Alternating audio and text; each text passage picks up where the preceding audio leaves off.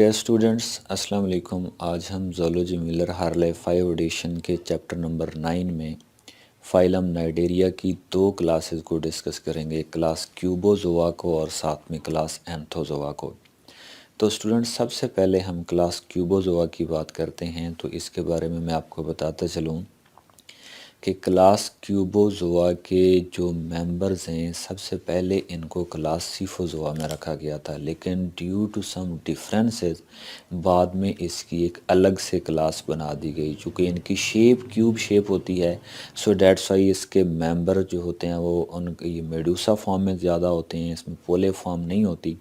तो इस वजह से इस क्लास का नाम क्यूबोजोआ रख दिया गया है। तो इसके कुछ जनरल करैक्टरिस्टिक्स हैं वो हम डिस्कस करते हैं। वो कहता है कि हमारे पास ये जो क्लास क्यूबोजोआ है, फार्मली इसको सीफोजोआ में ही रखा गया था और बाद में इसको एक अलग से क्लास का नाम दे दिया गया। उसके बाद स्टूडेंट्स, अगर हम इसके पोलिप और मेडूसा की बात करें तो इनके अंदर जो पोलिप फॉर्म है वो नहीं होती या फिर बहुत छोटी होती है, लेकिन जो डोमिनेंट फॉर्म है इनके अंदर वो इनके अंदर मेडूसा स्टेज होती है। उसके बाद स्टूडेंट्स वो कहता है कि ये क्यूबाइडल होते हैं, मतलब ये क्यूब शेप होते हैं और इनके बॉडी के जो लोअर पार्ट्स होते हैं वहाँ से जो टेंटिकल्स होते हैं वो डेंगल कर रहे होते हैं, हैंग कर रहे होते हैं। और इनके जो टेंटिकल्स होते हैं इनके पास ख़तरनाक किस्म का जो है वो निमेटोसिस्ट होता है जो कि डंग मारने के काम आता है।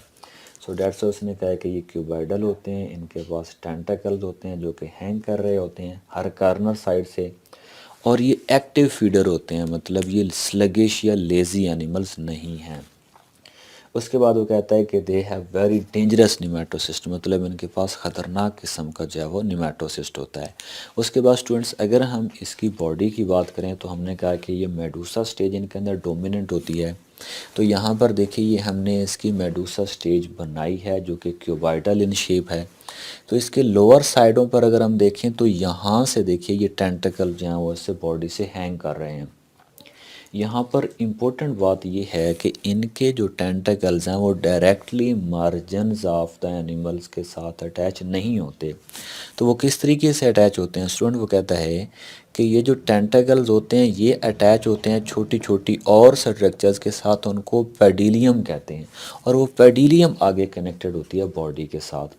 तो हम इन अदर वर्ड्स ये भी कह सकते हैं कि बॉडी से पेडिलियम निकल रही होती है और उससे आगे जो है वो जितना भी पोर्शन होता है वो टेंटिकल का होता है, और जो टेंटिकल के एंड्स होते हैं वहाँ पर इनके पास डेंजरस किस्म के निमेटोसिस्ट होते हैं जो किसी भी प्रे को या प्रेडेटर से बचने के लिए या अपनी खुराक हासिल करने के लिए ये किसी भी एनिमल को पैरालाइज करने के लिए इस्तेमाल करते हैं।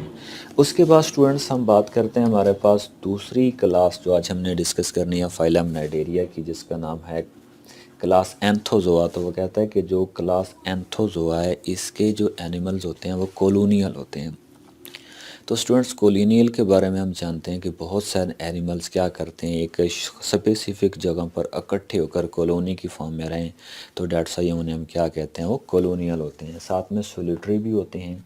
जबकि क्लास एंथोजोआ के जितने भी मेंबर्स हैं उनके अंदर मेडूसा स्टेज नहीं होती, उनके अंदर ओनली पोलिप स्टेज होती है। लेकिन अगर हम क्यूबोजोआ की बात करें तो इसके अंदर जो है वो पोलिप स्टेज अननोन होती है, ओनली जो मेडूसा स्टेज है वो डोमिनेंट है। जबकि एंथोजोन्स की बात करें तो इनके अंदर जो पोलिप स्टेज है वो डोमिनेंट है। या तो इनके अंदर मेडूसा स्टेज होती नहीं, और अगर होती भी है तो वो वेरी शॉर्ट टाइम के लिए होती है, या फिर इनके अंदर बिल्कुल कम्प्लीटली तौर पर एब्सेंट होती है। उसके बाद स्टूडेंट्स वो कहता है कि अगर हम इसके मेंबर्स की बात करें तो सी एनिमोन जितनी भी हैं वो सारी इस क्लास एंथोजोआ में आती हैं। उसके बाद वो कहता है कि इसमें स्टोनी एंड सॉफ्ट कोरल्स, यानी कि जितने भी कोरल्स हैं वो भी इसी क्लास के अंदर आते हैं। कोरल्स की डिफरेंट टाइप्स भी होती हैं, कुछ स्टोनी होते हैं, कुछ सॉफ्ट बॉडीड होते हैं। तो दोनों स्टोनी बॉडीड हैं चाहे वो सॉफ्ट बॉडीड एनिमल्स हैं, वो सारे के सारे इसी क्लास के अंदर आते हैं। उसके बाद स्टूडेंट्स वो कहते हैं कि इनके अंदर ये जो हमारे पास एंथोजोन के जितने भी मेंबर्स हैं ये मैरीन होते हैं। इट मीन ये ऐसे पानी के अंदर रहते हैं जिनके अंदर साल्ट की कंसंट्रेशन जो है वो ज़्यादा होती है, और उसके साथ साथ मरीन इन्वायरमेंट की जितनी भी डेप्थ होती है ये हर एरिया में प्रेजेंट होते हैं। उसके बाद स्टूडेंट्स हम अब देखते हैं कि जो क्लास एंथोजोआ है और इससे पहले हमने एक क्लास पढ़ी थी क्लास हाइड्रोजोआ। तो हाइड्रोजोआ और इस क्लास एंथोजोआ के अंदर डिफरेंसेस कौन कौन से हैं, तो चंद एक डिफरेंसेस हैं, हम उनको एक्सप्लेन करते हैं। तो स्टूडेंट सबसे पहले वो कहता है कि अगर हम हाइड्रोजोन्स की बात करें, यानी कि अगर हम हाइड्रा की बात करें, तो उसमें जो उनका माउथ होता है वो डायरेक्टली गैस्ट्रावास्कुलर कैविटी में जाके ओपन हो जाता है। लेकिन इनके अंदर थोड़ा सा जो फंक्शन है वो डिफरेंट है कि इनके अंदर कुछ चीज़ों की एडिशन हो गई है। अगर डाइजेस्टिव सिस्टम की अगर हम इनमें बात करें तो इनका माउथ डायरेक्टली गैस्ट्रावास्कुलर कैविटी में नहीं खुलता। तो इसके अंदर थोड़ी सी स्ट्रक्चर के अंदर जो है वो कम्प्लेक्सिटी है। वो कैसे है कि जैसे अगर हम ह्यूमन के माउथ की बात करें तो उसके बाद वो आगे ईसोफेगस में खुलता है, फिर फेरिंग्स होती है, आगे जाके स्टमक या डाइजेस्टिव सिस्टम आता है। तो यहाँ पर भी इनके अंदर जस्ट एडिशन हुई है कि हाइड्रा के अंदर माउथ के बाद डायरेक्टली गैस्ट्रावास्कुलर कैविटी आ जाती थी।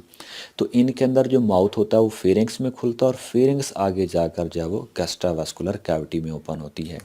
तो इसीलिए उसने कहा है कि जो माउथ है वो लीड करता है किसमें, फेरिंग्स में, देन जो फेरिंग्स होती है वो लीड करती है टुवर्ड द गैस्ट्रावास्कुलर कैविटी। उसके बाद स्टूडेंट्स अगर हम क्लास हाइड्रोजोआ की बात करें तो उसके अंदर जो गैस्ट्रावास्कुलर कैविटी थी वो एक ही कैविटी थी, मतलब उसके अंदर कोई पार्टीशन नहीं थी, उसके कोई सेगमेंट्स नहीं थे, उसके कोई पार्ट्स नहीं थे। लेकिन अगर हम एंथोजोआ के मेंबर्स की बात करें तो इसकी जो गैस्ट्रावास्कुलर कैविटी है इसके दो पार्ट्स हैं। एक गैस्ट्रावास्कुलर कैविटी का वो पार्ट है जिसमें खुराक जाती है, जिसमें डाइजेशन का जो प्रोसेस है वो होता है, जबकि इसी की गैस्ट्रावास्कुलर कैविटी का दूसरा वो पोर्शन है जिसमें गुनेड्स होते हैं और बाकी बॉडी के अदर पार्ट्स होते हैं। और वो जो हर पार्ट होते हैं उनको सेपरेट किया जाता है थिन मेम्ब्रेन्स के ज़रिए से, और उन मेम्ब्रेन्स को हम मीजेंट्रीज कहते हैं। तो इसी बात को स्टूडेंट्स वो कहता है कि मेजेंट्रीज जो हैं वो मौजूद होती हैं, जो कि बेयर करती हैं नीडोसाइट्स वगैरह को भी और गुनेड्स को भी। तो ये जो नीडोसाइट्स और गुनेड्स होते हैं ये उसी गैस्ट्रावास्कुलर कैविटी से एक का पार्ट ही हैं, मतलब उसी गैस्ट्रावास्कुलर कैविटी का दूसरा पार्ट है। जो कि दो पार्ट हैं ऑलरेडी मैं बता चुका हूँ कि एक में डाइजेशन का प्रोसेस होता है, जबकि दूसरे के अंदर ये तमाम बॉडी के आर्गन्स होते हैं। तो वो कहता है कि एक इसका फ्री एज होता है और दूसरा जो होता है उसके अंदर जितने भी बॉडी के आर्गन्स होते हैं वो उसमें प्रेजेंट होते हैं। तो डेट्स वाई उसने कहा कि ये जो गैस्ट्रावास्कुलर कैविटी है वो डिवाइडेड होती है टू पार्ट्स के अंदर। उसके बाद स्टूडेंट्स ये दो इसके अंदर एंथोजोन्स और जो हमारे पास हाइड्रोजोन्स हैं उनके अंदर डिफरेंसेस पड़े हैं कि पहला माउथ लीड करता है toward the pharynx and pharynx lead to the gastrovascular cavity, जबकि अगर हम बात करें हाइड्रोजोन में तो माउथ ही डायरेक्टली गैस्ट्रावास्कुलर कैविटी में ओपन होता है। दूसरा हमने कहा है कि इनकी जो गैस्ट्रावास्कुलर कैविटी है वो दो पार्ट्स में डिवाइडेड है, एक में डाइजेशन का प्रोसेस होता है तो दूसरा जो पार्ट होता है उसके अंदर अदर बॉडी के आर्गन्स होते हैं, और जो बॉडी के अदर आर्गन्स हैं उनकी सेपरेशन के लिए थिन मेम्ब्रेन्स होती हैं जिनको हम मीजेंट्रीज कहते हैं। तो स्टूडेंट्स अब थर्ड डिफरेंस हम देखने लगे हैं जो कि एंथोजोन्स और हाइड्रोजोन्स के अंदर है।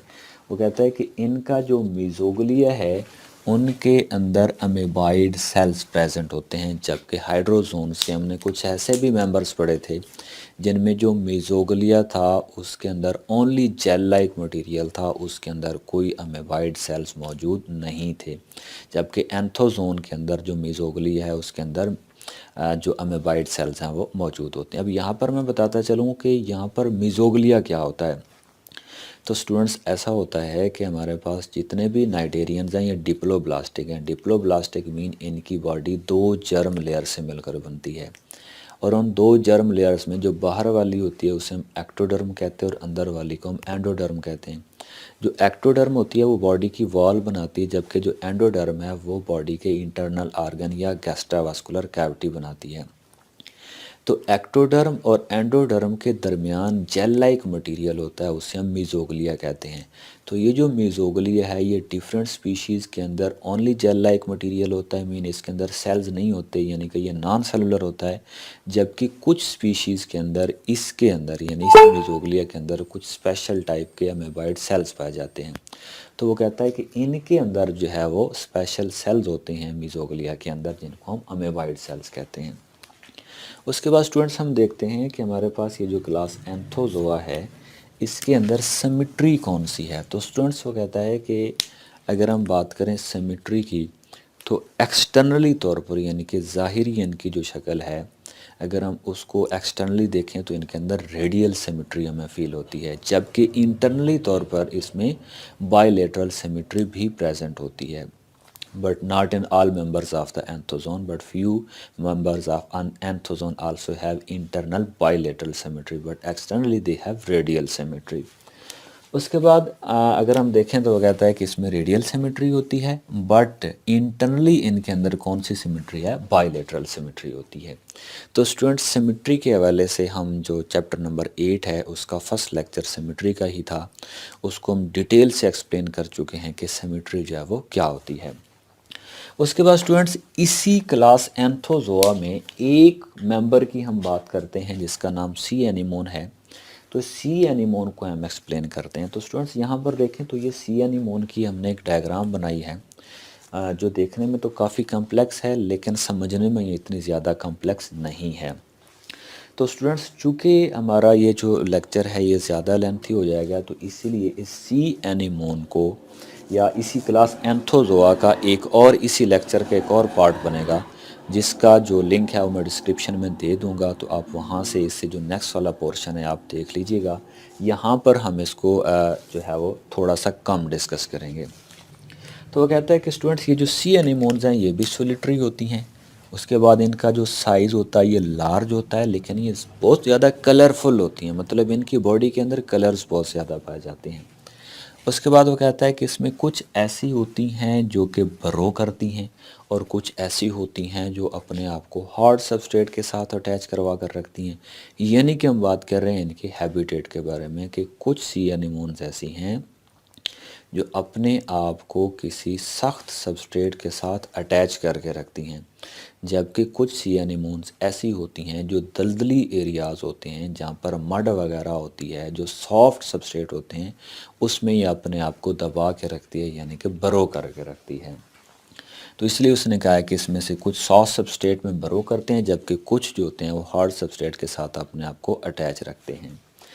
उसके बाद स्टूडेंट्स इसमें कुछ ऐसी भी स्पीशीज़ हैं जो सिम्बियोटिकली रहती हैं। तो स्टूडेंट्स सिम्बियोटिकली मीन दो डिफरेंट स्पीशीज़ के मेंबर्स के दरमियान जो लिविंग लाइफस्टाइल होता है उसे हम सिम्बियोसिस कहते हैं। तो वो कहता है कि इसमें कुछ ऐसी भी स्पीशीज़ हैं जो सिम्बियोटिक रिलेशनशिप्स के ज़रिए से रहती हैं। उसके बाद अगर हम इसके पोलिप की बात करें तो वो कहता है कि जो इनका पोलिप होता है उसके इनका जो बॉडी होती है यानी कि जो पोलिप फॉर्म है बॉडी की उसके ऊपर इनके अंदर एक पैडल डिस्क होती है, यानी कि वो स्ट्रक्चर होती है जिसके ज़रिए से ये अपने आप को किसी भी सबस्ट्रेट के साथ अटैच करवा के रखते हैं। तो अगर हम इस पोलिप की बात करें तो यहाँ पर देखें तो हमारे पास ये वाला एरिया है जो इनको इन एनिमल्स को किसी भी सबस्ट्रेट के साथ अटैच करवा के रखता है। तो इसी वजह से जो ये वाला एरिया है इसे हम क्या कहते हैं, पैडल डिस्क कहते हैं। तो हमने कहा कि इनका जो पोलिप होता है वो अपने आप को किसी भी जो पोर्शन होता है, जो सबस्ट्रेट होता है उसके साथ अपने आप को अटैच करवा के रखता है। तो वो पोलिप का जो पार्ट होता है उसे हम पैडल डिस्क कहते हैं। उसके बाद स्टूडेंट्स हमारे पास है इसका माउथ। अगर हम माउथ की बात करें तो माउथ तो definitely use for the food material होता है कि मतलब जो फूड है उसको बॉडी में इनसाइड लेके जाने के लिए, लेकिन इनका जो माउथ है उसके साथ दो और एसोसिएटेड, वैसे तो बहुत सारे एसोसिएटेड स्ट्रक्चर्स होंगे लेकिन हम दो के बारे में एक्सप्लेन करेंगे।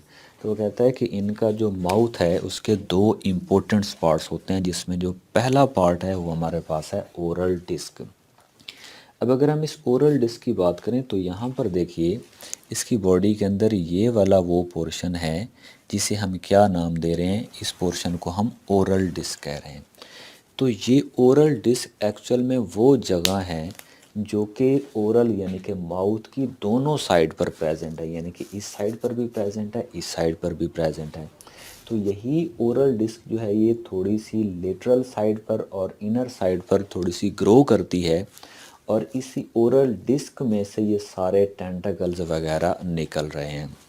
तो इट मीन कि इनका जो माउथ है उससे एसोसिएटेड स्ट्रक्चर्स की बात करें तो पहले हमने बात की है ओरल डिस्क की। तो वो कहता है कि ये present in the both ends and contain the tentacles, यानी कि ये माउथ के दोनों साइड पर होता है और इसमें क्या होते हैं, टेंटिकल्स होते हैं। उसके बाद स्टूडेंट्स इसके अंदर जो माउथ है इससे एसोसिएटेड एक दूसरी स्ट्रक्चर है, यहाँ पर देखिए तो ये वाली स्ट्रक्चर्स हमारे पास मौजूद हैं। ये वाली स्ट्रक्चर, ये जो ब्लैक कलर में हमने शो की हैं, इन स्ट्रक्चर को हम कहते हैं साइफोनोग्लिफ। तो ये जो साइफोनोग्लिफ है ये भी माउथ एसोसिएटेड स्ट्रक्चर है, यानी कि ये भी माउथ के साथ एसोसिएटेड है। और इस साइफोनोग्लिफ का जो फंक्शन है वो है बॉडी के अंदर वाटर को रेगुलेट करना, मतलब वाटर की एंट्रेंस को या वाटर की एग्जिट को रेगुलेट करना। तो हम ये कह सकते हैं कि it also control the water entrance and exit, मतलब बॉडी के अंदर अगर वाटर की ज़रूरत ज़्यादा है तो पानी को अंदर ज़्यादा आने देगी, अगर पानी बॉडी के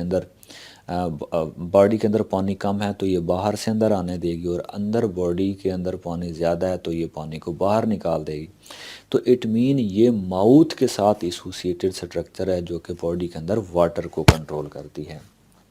तो स्टूडेंट्स इसी साइफोनोग्लिफ के बारे में हमने बात की है कि structure which surround the mouth and regulate the water in the body, जो कि बॉडी के अंदर वाटर को रेगुलेट करती है।